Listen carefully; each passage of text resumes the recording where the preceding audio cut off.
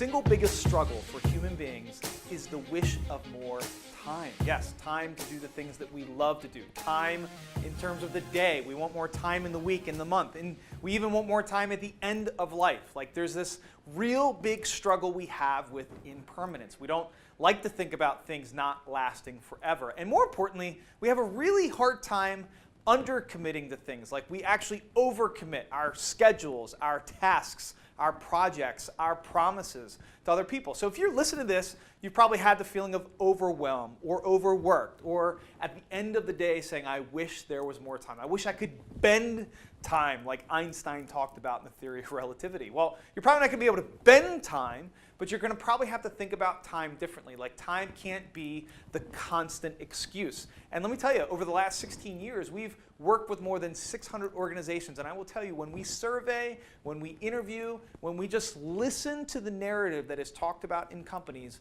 the finite resource of time becomes the thing to point to. It becomes the thing to blame. That only if we had enough time would we X. Or I wish we had more time to do Y. And yes, there is a truth that we're all given 24 hours in a day. But if you feel overworked, if you feel overwhelmed, the reason is you're not spending your time on the things that matter most. What I will sort of submit to you today is that you have a choice. You have an option to do 3 things to make sure that you don't lose time, to make sure that you're spending your time on the things that matter most. But I will tell you that we all have this habit at times, which is we get into autopilot. Like we just kind of maneuver through the day, and we forget that sometimes our day is being driven by others as opposed to us driving the car. And so you have this opportunity, ladies and gentlemen. You have the choice to vote with your feet on where you're going to spend your time. But you've got to know these 3 things. The first, you've got to know what your priorities are. And so when you think about knowing what your priorities are, I love asking this question. It's probably my favorite question to ask executives, entrepreneurs, even employees.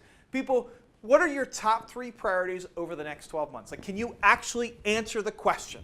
What are the top 3 priorities you have in your life, in your work life? Like, what are the things that you're pointed towards? Do you know what they are? Now, for me, I've been talking about this, doing this for about 20 years now, just setting my priorities every 30 days. I think about, what are the 3 most important things in my body? What are the 3 most important things in my balance? What are the 3 most important things in my being? What are the 3 most important things in my business and in my brains over the next 30 days? It's a constant resetting of the clock. You've got to know what is most important. That's the first step. The second, you've got to own it.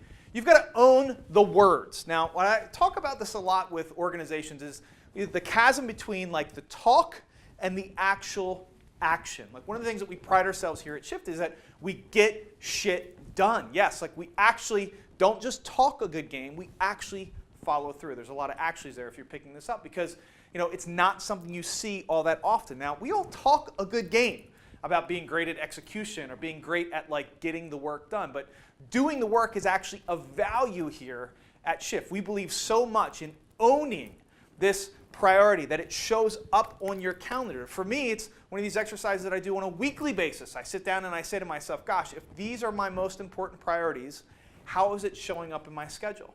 One of the questions that we asked through our surveys of folks all the time is, how much time are you spending on your priorities? And if you were to just answer that question in a self-reflective way right now, think about it. Like if you were to look at your priorities, assuming you knew them, how much time are you actually spending on them? And I'll tell you, we got recently a survey back from a multi-billion-dollar company of an executive team, and we asked them, do you know your priorities? Only half of them said yes. We asked, how much time are you spending on those priorities? And about 30% of them are spending even time on those priorities. Like 30% of the week is actually devoted to their priorities. The question is, what are we doing the other 70% of the week? And so if you just started to think about, like, where am I really spending my time?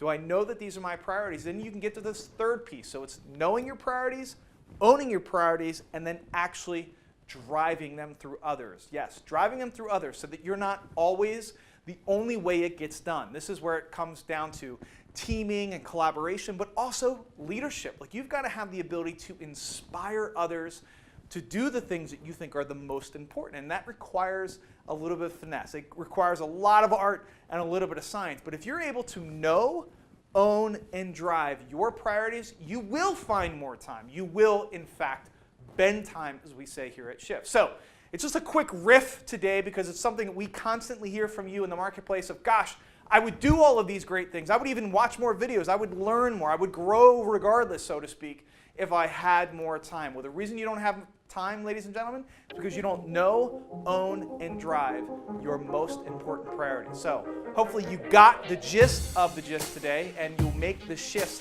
necessary to stop, start, and shift finding those priorities.